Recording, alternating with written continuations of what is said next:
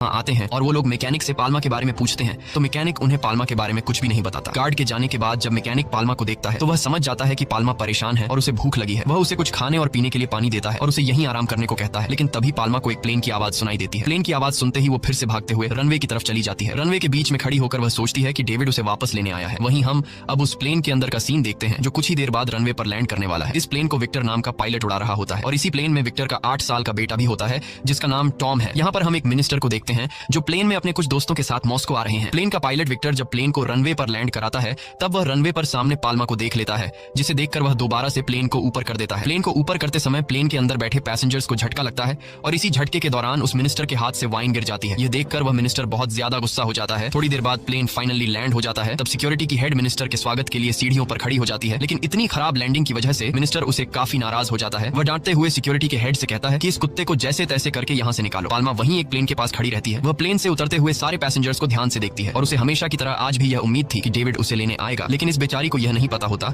कि डेविड इसे हमेशा के लिए छोड़कर यहाँ से चला गया है। और तभी वहाँ गार्ड्स आते हैं जो पाल्मा को पकड़ने लगते हैं और फिर उसे किसी तरह से पकड़ लेते हैं। वे सबको बताते हैं कि हमें इसे गोली मारने का ऑर्डर मिला है। ये सब कुछ ऊपर से पायलट विक्टर का बेटा टॉम भी देख रहा था। सिक्योरिटी गार्ड्स पाल्मा को पकड़कर एक बस में बंद कर देते हैं। तभी वहाँ नीना और मैकेनिक भी आ जाते हैं। ये दोनों गार्ड से कहते हैं कि पाल्मा को छोड़ दो लेकिन ये लोग उनकी एक बात भी नहीं सुनते। ये सब देखकर टॉम को पाल्मा पर दया आ जाती है जिसके बाद वह उस बस में चुपके से घुस जाता है और जाकर बस का गेट खोल देता है। गेट के खुलते ही पाल्मा वहाँ से भाग जाती है। टॉम की इस हरकत पर गार्ड्स को बहुत गुस्सा आ जाता है। वो उसे मारने के लिए आगे बढ़ते हैं पर तभी वहाँ पर विक्टर आ जाता है जो उस गार्ड से बोलता है कि यह मेरा बेटा है, मैं इसे संभाल लूंगा, तुम यहाँ से जाओ। अब विक्टर की बात सुनकर वह गार्ड्स वहाँ से चले जाते हैं। वहीं सिक्योरिटी की हेड विक्टर को इस बेकार लैंडिंग की वजह से काफी बुरा भला सुनाती है। वो कहती है कि अगर तुम्हारे सामने वह कुत्ता आ गया था तो तुम उसे रनवे पर कुचल देते। जिस पर विक्टर जवाब देता है कि अगर मैं ऐसा करता तो प्लेन की स्पीड ज्यादा होने की वजह से प्लेन पलट भी सकता था, इसलिए मैंने ऐसा नहीं किया। लेकिन सिक्योरिटी की हेड को इस बात से कोई फर्क नहीं पड़ता। वो विक्टर से कहती है कि इस बेकार लैंडिंग की वजह से अब तुम्हें इंटरनेशनल फ्लाइट का लाइसेंस नहीं मिलेगा। ये सुनकर विक्टर को बहुत बुरा लगता है क्योंकि उसका इंटरनेशनल फ्लाइट उड़ाना एक सपना था। अब विक्टर उसे बताता है कि मेरी वाइफ के जाने के बाद मैं और मेरा बेटा काफी सदमे में है, इसलिए मेरा बेटा बहुत परेशान रहता है और इसी वजह से मेरा काम पर ध्यान नहीं लग रहा है। अब विक्टर की यह बात सुनकर सिक्योरिटी की हेड विक्टर की प्रॉब्लम को समझ जाती है और उसे सॉरी बोलती है। आखिर में ये बोलकर उसे यहाँ से भेज देती है कि कुछ महीनों में तुम्हारी पहली इंटरनेशनल फ्लाइट होगी, उसके लिए तुम्हें तैयार रहना है। विक्टर यह बात सुनकर खुश हो जाता है और खुशी खुशी घर चला जाता है। अब रात हो जाती है। विक्टर और उसका बेटा टॉम अपने नए घर में शिफ्ट होते हैं लेकिन इन दोनों की बातों से हमें पता चलता है कि इन दोनों की आपस में कुछ खास नहीं बनती। टॉम को उसके डैड कुछ खास पसंद नहीं है क्योंकि उन्होंने अपनी जॉब की वजह से उसकी मॉम को ज्यादा टाइम नहीं दे पाया और टॉम को यह भी लगता है कि उसकी मॉम की मौत इनकी वजह से हुई है। टॉम अब यहाँ नहीं रहना चाहता था, उसे तो वहीं जाना है